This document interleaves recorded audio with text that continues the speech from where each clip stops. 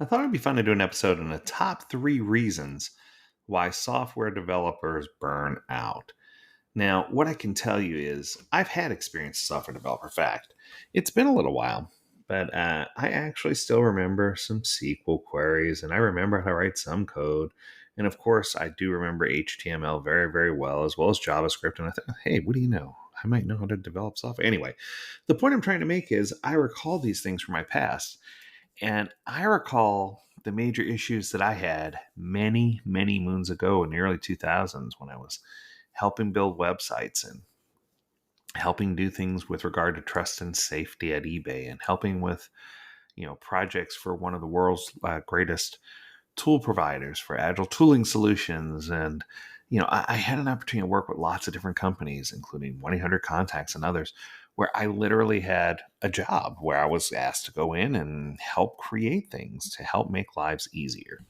And what I can tell you is that I have a hunch that the problems that I had back then are probably the same exact problems that people have now. So I thought I would identify the top 3 things. Now, in order to get this, I had to go and survey some people. So I went out and I surveyed as many people as I could get my hands on in software development. And I ended up with a nice little sample size. And I did a survey and all these little things just to make sure that I got enough of a sample size. I wound up with a sample size of over 1,000, which is great. And this is what I got as the top 3 things. So, top 3 things that burn out programmers. Here we go. Number 1, too many or pointless meetings. Oh my goodness. Can I tell you? The number one thing they hate is being disrupted. The whole old image that you have in your head of, lock them in a dark, cold, dark room with, with only living by the light of the monitor, right? That's not too far fetched, right?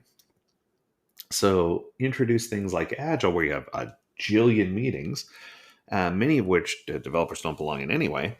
But it's one of these things where the fewer meetings you can get them involved in, the better performance you're going to get. So many people say we're going to have meetings just in the name of Scrum, right? Or in the name of Agile. And the one that drives them crazy the most, especially developers, is the daily Scrum. And what I can tell you is in my history, if you do the daily Scrum correctly, it should be a short 3 to 5 minute meeting. The people who are participating should get a lot out of it, and they should be able to get back to work quickly. It's not something that's designed to be a ritual 15 minutes with an output that's going to appease the masses, especially the bosses. If you treat it correctly, then you're going to end up doing a meeting that's productive, and that's going to lead into other meetings that are productive for planning work. So I guess what I'm trying to say is the number one thing you can do to help developers not burn out is figure out whether they really need to be in a meeting, how frequently the meeting needs to occur, and stop turning meetings into these large scale ceremonies or rituals. Try to streamline them as much as you can so that people feel like they're getting the best that they can out of the meeting without feeling like it's childish or silly. We're going to do, let's play a fun game for a retrospective. I know it sounds great to you as a Scrum Master, but to the developer, they're just like, oh, brother, here we go again, right? So find ways to engage them, find things that they enjoy, but once again, don't go over the top, because it's amazing to see how many people think that magic will happen and will be agile if we only do meetings. And that's not necessarily true. So get off that meeting high horse and figure out what you can do better. All right, number 2. This is one that's interesting because I don't think I've ever heard anyone really publicly talk about this. Manage developer stress. Oh boy, here we go. So I want to talk about something that I've seen at a couple of different companies like Apple and Amazon, where if someone is burning out, they have the ability to step away, to go into an innovation queue, and they can literally use UFC rules. They can tap out, right, and go work on something different for a while until they get their head about them and then come back in. I remember at eBay, they had these rooms that you could go in and just either sit inside of a little catacomb, or not a catacomb, I'm trying to think of what it is, the little chairs that bundled around you. Anyway, you could sit in one of those, and it had things like, certain sounds that it would play, certain things that it would do for aromatherapy. I mean, it was pretty intense. And it would allow you to, much like a caterpillar transforming into a butterfly, it would allow you to, get your head about you and then get back to work. I worked at a place where, there's many, many moons ago, they had massage tables and a massage therapist that could help you get through stressful times if you were just having a bad day. Many of these places have gyms where you could go and work out and just let your energy out, with no judgment, no harm, no foul. I think that finding ways to help developers deal with stress, and it can be tricky because you want to make sure you're doing things that are appealing to them, but also at the same time, find things that genuinely do relieve their stress. It's interesting to me to see how many places say, oh, we're going to do this or we're going to do that. And it's just not things they enjoy. So one example I'll give real quick, when I was at 1-800-CONTACTS, they used to go on paintball all the time. And a leadership team would go with the developers and they would go paintballing. And what I can tell you is, was it painful? Yes. Did they love it? Yes.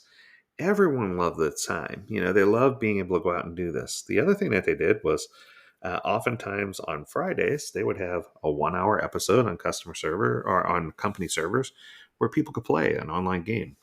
And although that sounds kind of sketchy, what I can tell you is it built relationships that were undying, and it was a great way to relieve stress. People look forward to that every single week. People look forward to that time, and it was just a great opportunity for people to really embrace each other and just kind of let some of that steam off, let some of that stress out. And you'd be surprised how much more productive people were. It really made a difference in productivity, and it made a huge difference in stress management. All right, let's go on the last one. So the last one I'm going to present, number 3, is the constantly changing landscape of all the different technologies. Just because something brand new comes out doesn't mean that it's breathtaking, world-changing, the most impactful thing in the world. And when people jump really, really quick, let's do this, now let's do that, now let's do this, that's great. But sometimes, slow and steady wins the race. I had a young lady in my class just like a couple of weeks ago, and she told me she dealt with embedded software. And I asked her what language she was using. And she says, we're really looking forward to switching things from C to C++. And it just took me a minute. I'm like, holy cow, they're still in that world. And, I didn't even think about it. It makes sense that embedded software is in that world. But man, how many new things have come out since then? And how many things did they probably get this people to try that didn't work, right? And we had to rely on them to tell us what worked. So sometimes slow and steady, sometimes the old way is the new way. Other times, I don't encourage you to go out and break out Visual Fox Pro or, break out Enterprise Java Beans or anything like that. So I tell you I did development. What I want you to do is I want you to think about the constantly changing landscape of technology is both good and bad. It's a plus and a minus. It's a curse and a blessing. There are going to be some things that help development teams really speed things up and be less stressful. And there are going to be other things that are nightmares that are just waiting to unfold. So I think it's important for us to let technology do its thing and let developers let you know when a new technology might be better. With the advent of things like Python and new coding languages, we're seeing things become easier and easier for developers to do. But just because it's the cutting edge and latest doesn't mean it's the right thing to do. So if you find that you're stressing out over whether to use a SOAP-based web interface or a REST-based web interface, use REST. Don't stress over that, right? Both technologies work just fine. REST is better. But the point I'm trying to make is, instead of creating a stressful situation, this is an opportunity for you to really show some love to your developers, let them not get stressed out.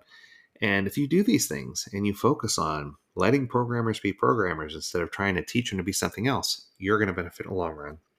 That's going to do it for this episode. I hope you enjoyed it. Learn more at AgileDad.com if you have an idea. As always, I encourage you to stay healthy, stay well, and stay agile, my friends. Until next time, do take care.